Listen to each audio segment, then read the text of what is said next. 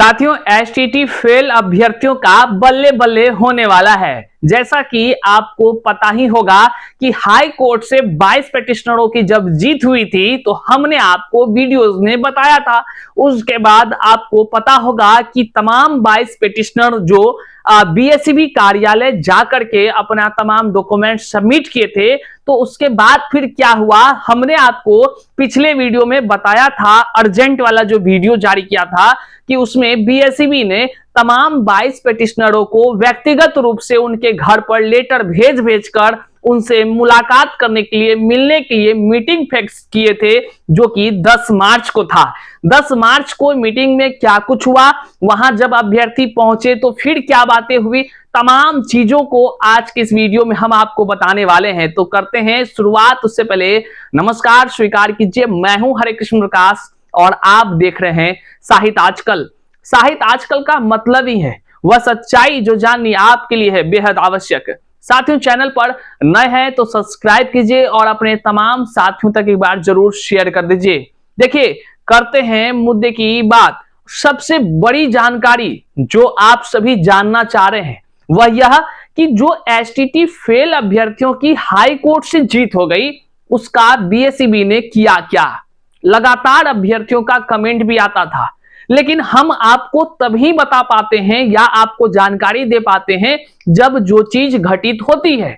मतलब साफ है कि जैसे ही कोई सूचना निकलकर सामने आती है और जो पक्की खबर होती है हम उसको आपको बताते हैं। यूं नहीं कि रोज रोज एक ही चीजों पर बात कर करके आपको परेशान कर दें या तंग कर दें। साथियों, मुद्दे की बात यह है कि बीएसईबी ने अभ्यर्थियों को एक एक कर बुलाना शुरू कर दिया था।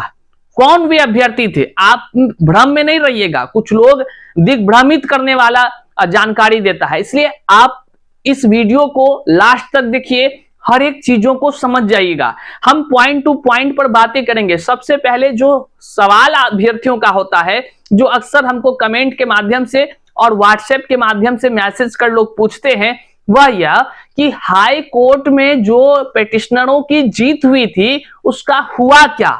तो पहले इसका जवाब जान लीजिए। साथियों, जो लोग हाई कोर्ट में रीट याचिका दायर किए थे वो एसटीटी फेल अभ्यर्थी, वैसे अभ्यर्थी जिसको आंसर की में अधिक नंबर था, बट किसी कारण से रिजल्ट में उनका नॉट क्वालिफाइड हो गया। मतलब रिजल्ट में उसके अंक उतने नहीं आए जितने आंसर की में थे। अभ्यर्थियों का अलग अलग तर्क था, किसी का 0.1 से लेकर 0.2, 0.3 इस तरह कर करके ढेर सारे अभ्यर्थी थे। है भी, अब भी कई सारे लोग हैं जो छूटे हुए हैं, अब भी लोग हैं जो हाई कोर्ट के दरवाजे को खटखटा रहे हैं। लेकिन हम उनकी बात कर रहे हैं जो आपका प्रश्न है। प्रश्न यही था कि जो हाई कोर्ट से अभ्यर्थी पहुंचे थे उनका क्या हुआ था। तो हाई कोर्ट में जो लोग पहुंचे थे उनकी जीत हुई थी, वैसे 22 लोगों का, जिसका कि आप मेरे वीडियो के पीछे का वीडियो देखेंगे तो उसमें मिल जाएगा। उन सभी 22 अभ्यर्थी को 1 सप्ताह का समय दिया गया था और उसको कहा गया था कि आप बीएसईबी कार्यालय में जाकर ऑर्डर कॉपी के साथ प्रूफ को जमा करेंगे। तो अभ्यर्थियों ने वहां जाकर सारी चीजों को सबमिट किया था। यहां तक की जानकारी हम आपको पहले ही दे चुके थे। सारे लोग इस चीजों से जानते हैं, इस चीजों से रूबरू हैं।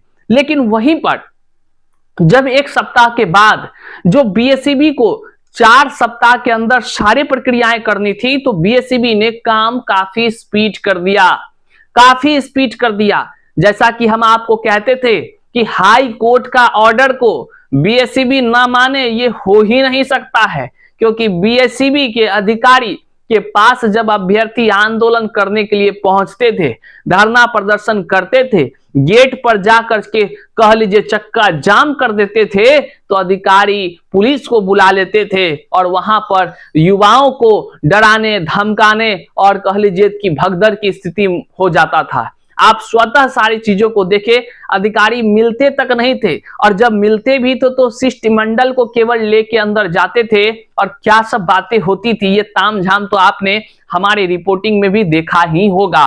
क्या स्थिति परिस्थिति उस समय उत्पन्न होता था, ये सारी चीजों को आपने देखा होगा। अधिकारी लेटर लेकर क्या करते थे, ये सारी चीजों को आपने देखा होगा। और अब हमने तभी ही कहा था कि हाई कोर्ट का जब ऑर्डर आएगा ना, तो पानी का पानी पीना पड़ जाएगा अधिकारियों को। अब अधिकारी क्या हो रहा है, कितना पॉजिटिव चीजें हुई। जहां लोगों को पहले अभ्यर्थियों को कोई महत्व नहीं दी जा रही थी, वहां पर अब अभ्यर्थियों को बीएसईबी लेटर भेज भेज कर बुला रही है। बीएसईबी के अधिकारियों ने एक सप्ताह के जस्ट बाद ही लेटर भेजना शुरू कर दिया। किसको लेटर भेजना? तो यह सबसे बड़ा जो सवाल था कि बीएसईबी किसको मिलने के लिए बुलाना शुरू किया। तो वैसे लोगों को जो हाई कोर्ट से जीत करके ऑर्डर जमा किए हुए थे, 22 पिटिशनर जो जीत करके जमा किए थे। बात क्लियर हो गया है। अब बीएसईबी जब उन लोगों को लेटर भेजी तो उस लेटर में क्या कुछ कहा गया था, हमने पिछले वीडियो में आपको बताया था कि जिसमें कोई एक स्थान बीएसईबी ने तय कर, जैसा कि आपको पता ही है कि बीएसईबी की कार्यालय में बुलाया गया था अधिकारियों से, वहां व्यक्तिगत फेस टू फेस बातें होनी थी अभ्यर्थियों की, ये सारी चीजें होनी थी और उसका डेट था 10 मार्च को। हमने तत्पर उस वीडियो को जारी कर अपने पिटिशनर को सारे को सूचित कर दिया था कि भाई आपकी जानकारी ऐसी है, आप स्वतः वहां पे अपना तमाम डॉक्यूमेंट्स के साथ पहुंच जाए। और कहिए तो पिटिशनर जो होते हैं वो संघर्षशील होते हैं, क्योंकि वो यहां तक अगर आप आज पहुंचे हैं तो भले वो एसटीटी फेल हो गए हैं, लेकिन वो फेल खुद से नहीं हुए, सिस्टम की वजह से ऐसे अभ्यर्थियों का आरोप था। तो वो लोग हाई कोर्ट का दरवाजा खटखटा कर न्याय पाने के लिए यहां तक संघर्ष करके आए हैं। तो ये संघर्षशील अभ्यर्थी हैं, इनके जज्बे को सलाम है, इनके मेहनत को सलाम है, इनके हौसले बुलंद हैं। ये चाहते हैं कि हम तब तक संघर्ष करेंगे जब तक न्याय नहीं मिल जाए। तो भैया जो न्याय के लिए संघर्ष करेगा, न्याय उसी को ना मिलेगा। तो देखिए 10 मार्च को पेटिशनरों का हमें फोन आता है और जो कई सारे पेटिशनर हैं वो फोन कर हमें बता रहे थे कि भैया हाई कोर्ट के पास जो है कि कह लीजिए कि जाना होगा या फिर बीएसईबी कार्यालय के अधिकारियों से कैसे क्या मिलना होगा, कई सारे बातें कहते थे। तो फिर हमने उसको बताया, जो भी हमारे से हो सका हमने उसको सजेस्ट किया।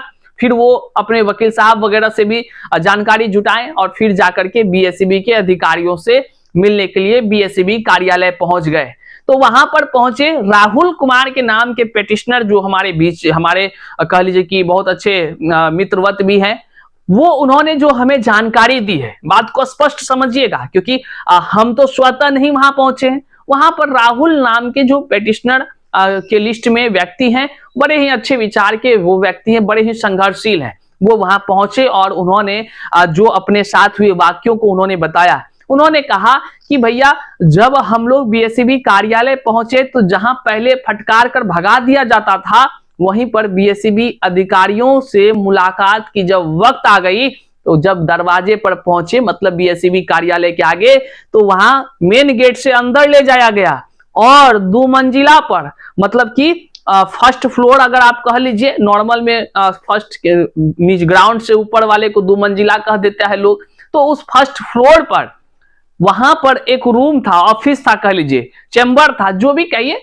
वहां पर ले जाया गया और वहां एक एक कर अभ्यर्थियों से अधिकारी मिलते गए, एक एक कर। ध्यान दीजिएगा हमारी बात को, पहले जहां मिलने तक नहीं देते थे वहां पर इतना पॉजिटिव बातें हुई है कि आप जब कानून का सहारा लेकर आते हैं तो पूरी ताकत आपके हाथों में होती है साथियों।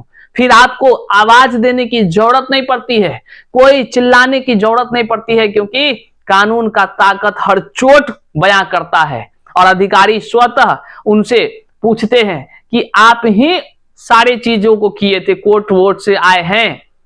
तो अभ्यर्थी व्यक्तिगत, अब व्यक्तिगत किनसे किनसे क्या क्या बातचीत हुई, ये जानकारी सभी ने तो हमें नहीं बताया है, लेकिन जिन्होंने बताया उनकी बात हम बता रहे हैं। वो कहेंगे भैया ऐसा ही सभी से हो रहा था और व्यक्तिगत हो रहा था, सभी फेस टू फेस व्यक्तिगत, मतलब कि अधिकारी फेस टू फेस मिल रहे थे अभ्यर्थियों से। जो बातें हुई उस बातों को उन्होंने जो बताया कि वहां पर बस पूछा गया कि आप ही वो व्यक्ति हैं जो ये दर्ज किए हुए थे, ये कोर्ट से जीत कर आए हैं। दूसरा, आपने ऑब्जेक्शन वगैरह जो था वो सब फाइल कर दिए थे, प्रूफ के साथ सारे चीज जमा कर दिए थे।